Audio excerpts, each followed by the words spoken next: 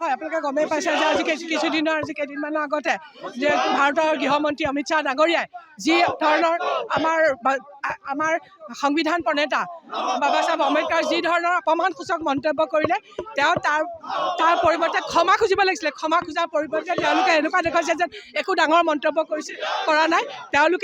তেওঁলোকে সংবিধান নমনা এটা দল। গতিকে আজি আমি গৃহমন্ত্ৰী ডাঙৰীয়াৰ পদত্যাগ দাবী কৰিছোঁ।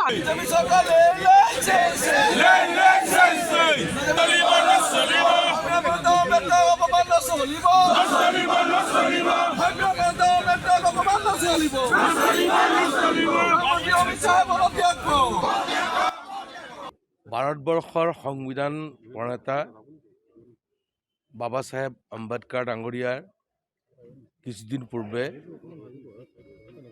কেন্দ্ৰীয় গৃহমন্ত্ৰী অমিত শ্বাহ ডাঙৰীয়াই যি তুচ্ছ তাচ্ছিল্য কৰি অপমান কৰিলে, আৰু সেই অপমান অকল তেখেতক কৰা নাই, গোটেই সংবিধানক অপমান কৰিছে, গোটেই ভাৰতৰ জনগণক অপমান কৰিছে।